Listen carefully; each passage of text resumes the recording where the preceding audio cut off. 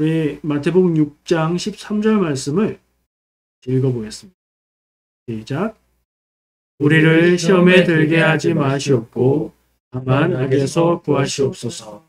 나라와 권세와 영광이 아버지께 영원히 있사옵나이다. 아멘. 네, 이렇게 우리가 굉장히 익숙해요.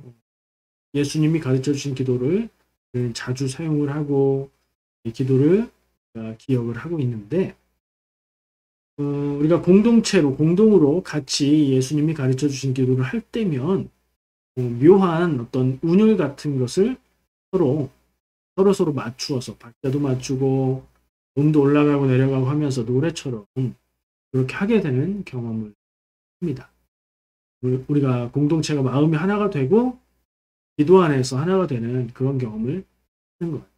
오늘은 그 마지막 시간이에요. 이 13절의 세 부분 중에서도 마지막이고요. 주님의 기도 10번째 시간인데 전체 주님의 기도에 대해서 나누는 마지막. 우리가 오늘 나누고자 할 부분은 제일 끝부분에 나라와 권세와 영광이 아버지께 영원히 있사옵나이다 그런 부분이에요. 아멘. 근데 성경에 보면요. 특징적인 게 그 부분을 굳이 따로 빼야 되는 이유기도 했고 특징적인 것이 나라와 권세와 영광이 아버지께 영원히 있사옵나이다. 아멘. 이 부분은 바로로 처리가 되어 있어요. 여러분들 개역개정 성경을 펴보시면 그 부분이 바로로 쳐진 것을 발견할 수 있습니다. 제 기억에는 그 이전에 개역 한글판 성경에서는 이 괄호가 없었어요. 근데 개역 개정 성경으로 바뀌면서 개정됐다는 건 리버스 됐다는 거죠. 고칠 것 고치고 보완할 것 보완하고 그렇게 했다는 건데 그렇게 바뀌면서 내용은 거의 같지만 여기에 괄호가 성경에 이 말씀 가운데 괄호가 추가된다는 건 어떤 의미로 우리가 생각할 수 있을까? 이 부분은 뭔가가 다르고 특별하다는 의미를 표현하고 있는 겁니다. 이렇게 주기도문의 마지막 부분이고 우리가 이 앞부분은 좀 왔다 갔다 속도가 다르게 기도를 할지라도 거의 끝날 때쯤에 와서는 모두가 박자가 같아지면서 나라와 권세와 하기 시작하면 박자를 맞춰서 아멘 하고 끝나는 부분이죠. 자, 우리가 기억하기로 제가 첫 시간에 말씀을 드렸었는데 성경에 복음서 중에 예수님이 기도를 가르쳐 주시는 내용과 장면이 나오는 게 복음서 4개 중에 2군데에 나오는 것을 우리가 기억하지요. 한 군데는 우리가 계속해서 본문으로 보아왔던 마태복음 6장 말씀입니다. 또 한 군데는요. 마태복음 빼면 마가, 누가, 요한 이 세 복음서가 있는데 그 중에 누가복음이었어요. 누가복음의 11장 2절부터 4절까지 2, 3, 4 3절입니다. 이 마태복음의 내용에 비해서 내용은 같지만 분량이 적기 때문에 절수가 훨씬 적은 것을 보게 됩니다. 그러니까 이 마태복음에 있는 기도의 내용 중에 누가복음에 있는 기도는 예수님이 기도를 가르쳐 주시는 같은 장면, 같은 내용인데 내용이 좀 적다. 기도의 내용에 있어서도 누가복음에는 내용이 적고 마태복음은 내용이 많고 그러다 보니까 이 괄호친 마지막 부분은 어떨까요? 당연하게도 누가복음에 없다. 우리가 왜 없을까 물어보고 그 의미를 좀 생각해 볼 필요가 있는 거죠. 그런 질문 때문인지 이 마지막 부분이 괄호로 들어가 있는 표현 때문인지 이 부분을 원래 예수님이 가르쳐 주실 때는 없었을 것 같다 라고 생각하는 게 일반적인 견해입니다. 예수님이 가르쳐 주신 내용도 아닌데 이게 왜 성경 말씀에 기록되어 있을까? 복음서가 기록된 때는 예수님이 사역하셨던 공생애 때 그리고 예수님이 십자가에 죽으시고 부활하시고 승천하신 이후에 시간이 제법 수십 년 지나서 복음서가 기록되었기 때문에 시간차가 존재한다고 봅니다. 그 시간차의 의미가 여러 가지가 있을 수 있는데 그 중에 하나는 교회가 형성되고 교회가 조직화되고 교회의 역사들이 쌓여간 시간이라고 볼 수 있습니다. 예수님이 가르쳐 주신 기도를 교회가 공동의 기도로 기도하고 고백하고 하면서 이 기도의 문장의 형태, 내용은 똑같더라도 문장의 형태라든가 어떤 부분은 추가가 되었을 수도 있다. 이런 생각을 하는 거죠. 그래서 이 마지막 부분, 나라와 권세와 영광이 아버지께 영원히 있사옵나이다. 아멘. 그것은 추가된 것으로 봅니다. 아무 근거 없이 그렇게 보는 건 아니고요. 사본들 중에 성경이 오래된 성경들이 여러 가지가 있는데 이 부분이 없는 마태복음이 발견이 됩니다. 그래서 처음에는 없었는데 나중에는 이게 추가가 됐구나. 왜 추가가 됐을까? 교회에서 이 기도를 공동으로 함께 기도할 때에 이 부분이 추가되어서 기도를 했었겠구나 하는 생각을 드는 거죠. 이 부분을 뭐라고 부르냐면 송영이라고 부릅니다. 송영이라는 말은 예배 형식의 한 부분을 얘기하는 건데요. 예배 처음 시작하는 부분이나 예배에 맞춰지는 부분, 처음이나 끝에 노래나 어떤 간구의 기도나 이런 형태로 시작하거나 마치는 것을 가립니다.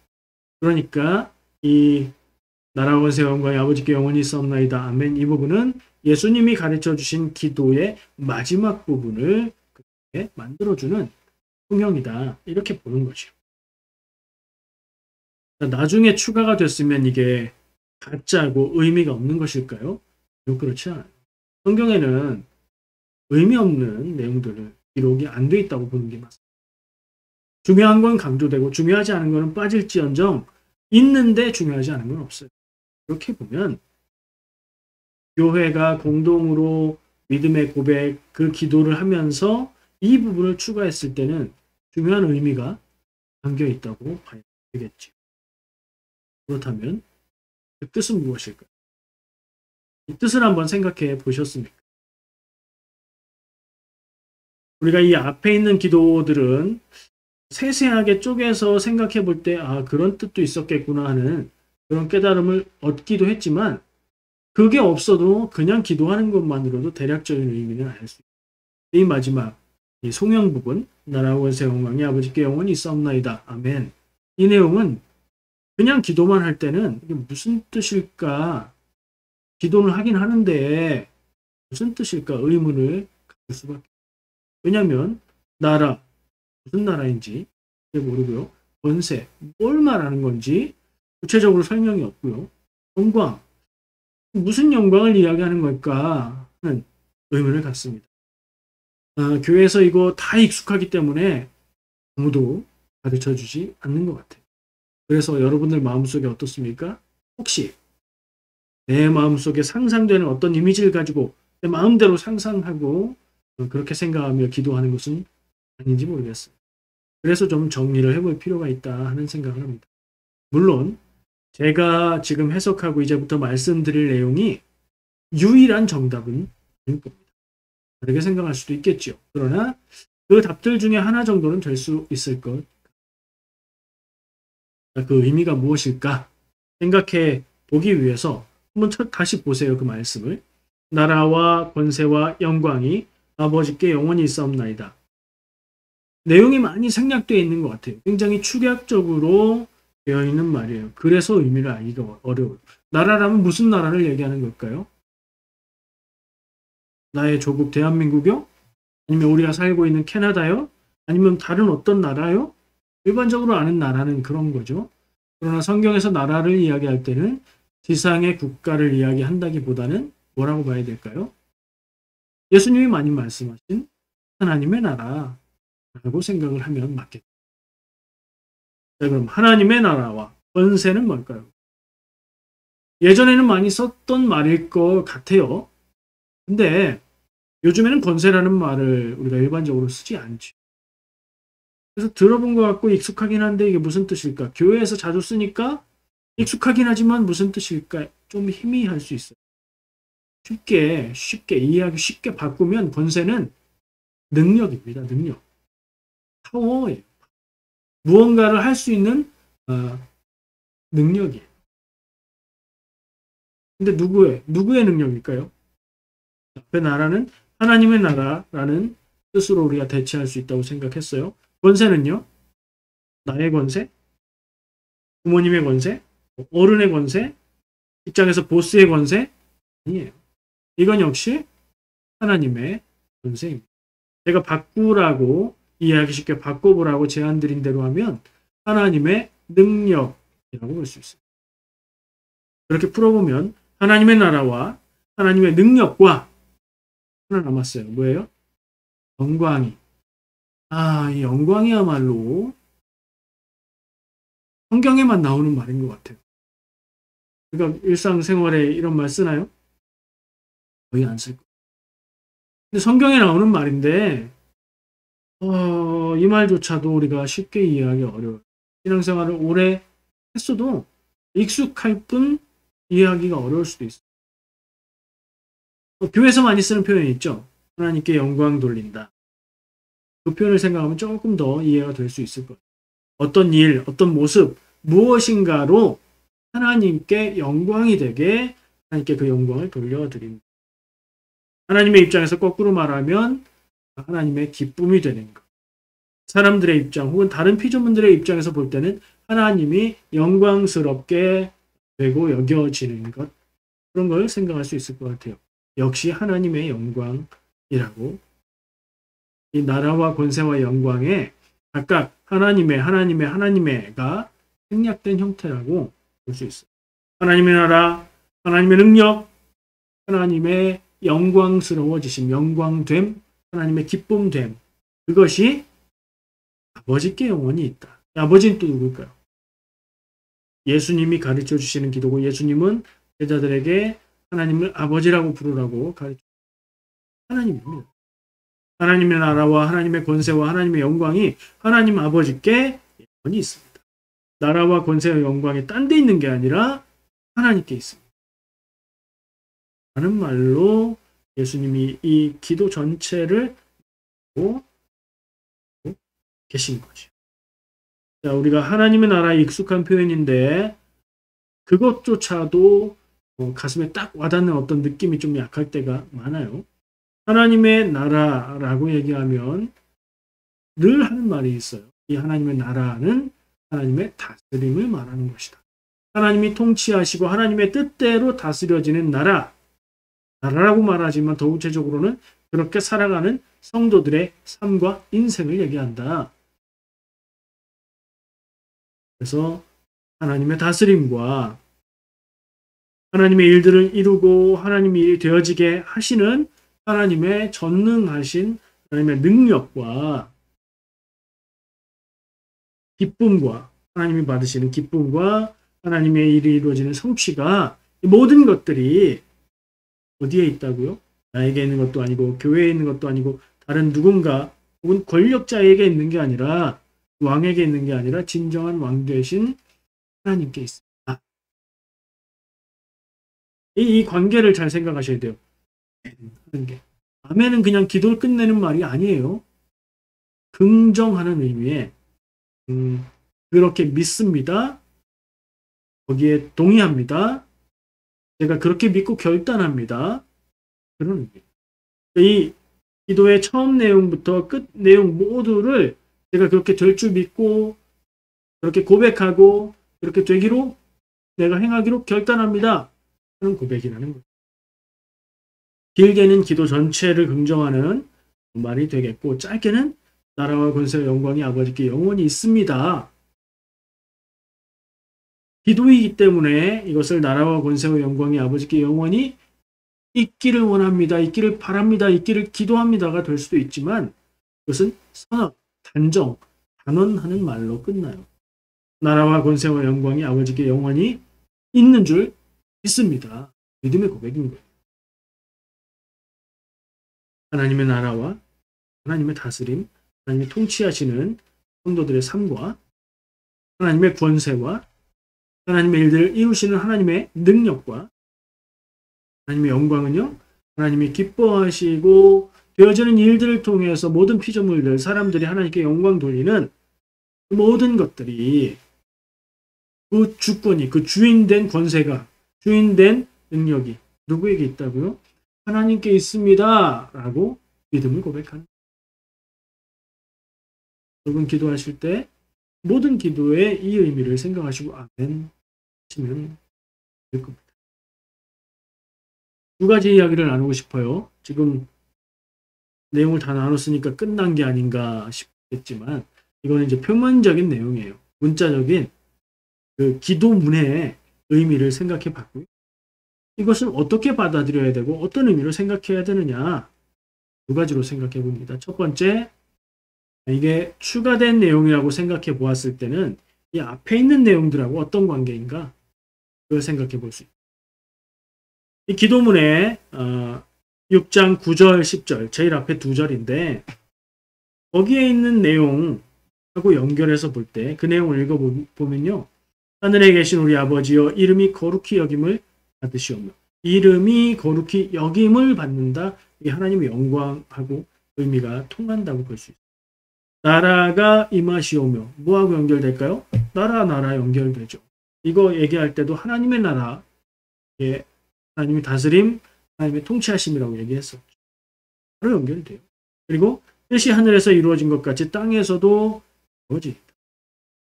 하나님의 능력, 하나님의 일과 하나님의 뜻을 이루고 성취하시는 하나님의 능력을 말하는 것. 그 내용이 이미 예수님이 가르쳐 주신 앞에 기도 내용에 들어있는 것을 다시 한번 다른 말로 요약 정리하듯이 바꿔서 결단의 고백으로 마지막 기도를 끝내는 그런 문구로 사용을 하고 믿음의 결단을 하면서 끝낸다. 이런 의미로 있는 거예요. 그리고 또 다른 의미를 생각해 볼 수 있습니다. 이게 더 핵심적으로 중요한 것 같은데 제가 앞에 말씀을 이렇게 보면서 이야기한 내용이기도 해요. 아버지께 있습니다. 이 부분이 가장 중요한 거예요. 모든 기도의 내용을 그 주권이 하나님 아버지께 있습니다. 나에게 있는 건 아니고 목사님에게 있는 거 아니고 다른 누구 어떤 신령한 누구에게 있는 거 아니고 권력을 가진 사람 누구에게 있는 것도 아니고 재물의 소원을 가진 부자에게 있는 것도 아니고 이 기도의 내용뿐 아니라 세상 모든 일들 세상의 모든 역사와 사건과 모든 일들의 주인됨이 누구에게? 하나님 아버지께 있습니다. 고백하는 내용이라고 보아요. 나라와 권세와 영광이 즉 모든 일에 주관하심과 그 결과가 하나님께 있습니다. 이 믿음의 고백은요 상당히 너무너무 중요한데요. 왜냐하면 그냥 살아가는 삶을 우리가 바라보고 생각할 때 하나님은 믿음의 일들, 신앙의 일들, 교회에서는 하나님이 주인 되시지만 세상의 주인은 하나님의 뜻이 아닌 것 같아요. 이런 생각을 하기가 너무 쉽기 때문입니다. 세상은 돈이 주인이지, 세상은 권력이 주인이지, 세상은 세상 사람들이 믿고 따라가는 세상의 법칙이 있잖아 하고 생각도 하고 그런 말도 우리가 그런 표현도 자주 합니다. 그럼에도 불구하고 우리의 눈으로 볼 때 짧게는 그렇게 보이는 것처럼 보여도 그렇지 않다. 세상의 모든 역사와 모든 사건과 모든 일들은 하나님이 주장하시고 인도하시고 이루어가시는 것이다. 하나님의 사람들을 통해서 하나님이 일하시고 이루어가신다. 세상에 귀를 솔깃하게 만드는 이단들도 많고요. 그리고 묘한 이야기로 사람들을 홀리는 음모론도 많습니다. 어떤 단체가 세계를 정복하기 위해서 각국 나라의 주요 인사들을 다 섭외하고 유명한 누구누구도 거기에 회원이고 막 이런 얘기를 해요. 그러면서 막 위기감을 불러일으키고 무서운 생각이 들게 만드는데 그러면 악한 세력, 그런 사람들이 그렇게 힘쓰고 노력해서 세상의 모든 일들을 권력을 장악하고 모든 것을 붙잡았을 때 온 세상의 일들이 그들에게 넘어간다는 얘기인가요? 그렇지 않죠. 우리의 믿음이 그런가요? 우리가 읽고 보았던 성경의 이야기들이 그것을 전하고 있나요? 믿는 사람들이 자칫 잘못하면 세상의 악마적인 세력에 의해서 세상이 그들에게 넘어가 버린다. 이게 성경이 말하는 이야기인가요? 아닙니다. 사탄이 마귀가 악마가 성도들을 아무리 쓰러뜨리고 믿음에서 떠나게 하려 해도 되지 않아요. 세상이 그렇게 되는 것처럼 보여도, 예수님이 죽고 지고 끝나는 것처럼 보여도 그게 끝이 아니고, 하나님은 일하시고 승리하시고 이기신다. 이게 성경이 얘기하는 거죠. 예수님이 가르쳐 주신 기도의 그 의미가 마지막에 이렇게 담겨 있는 거죠. 물론 다른 의미들도 다른 관점에서 해석할 수 있고 볼 수 있는 중요한 의미들도 많이 있을 겁니다. 저는 이 두 가지가 중요하게 보였습니다.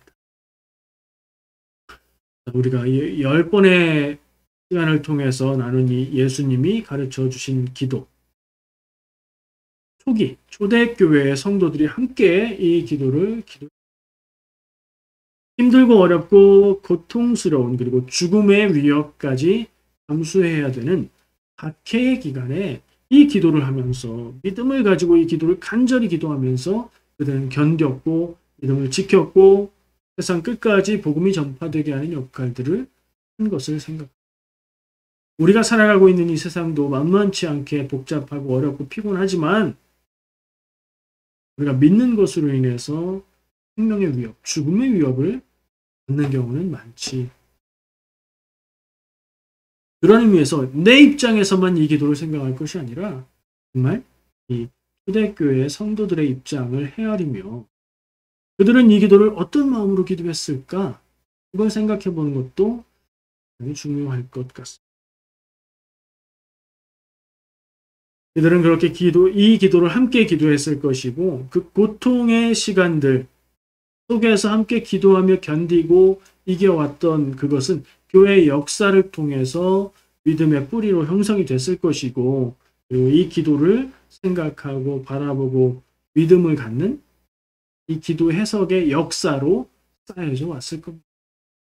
그 기간이 언제라고요? 아까 얘기했잖아요. 교회가 생겨나고 복음서가 기록될 때까지 시간이 좀 있었다고. 마태복음은 그 시간에 믿음의 고백들을 고스란히 갖고 있는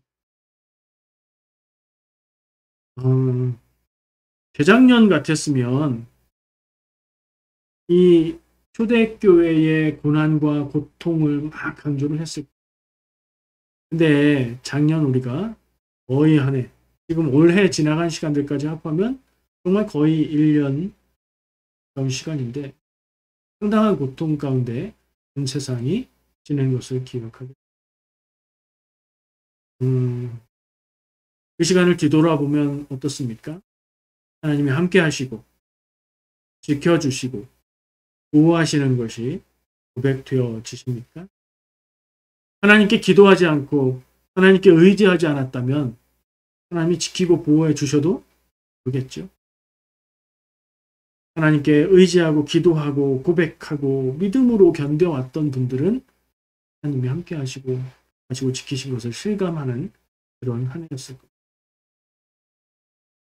그 경험을 통해서 앞으로의 날들 어떻게 변해갈지는 알 수 없지만 앞으로의 날들 가운데도 함께 하시고 그를 지켜주실 하나님을 믿는 믿음을 이 기도와 마지막 그 아멘 믿음의 고백 속에 담아서 구할 수 있으면 좋겠습니다. 다음 시간부터는 또 다른 새로운 주제로 나누도록 기도하겠습니다.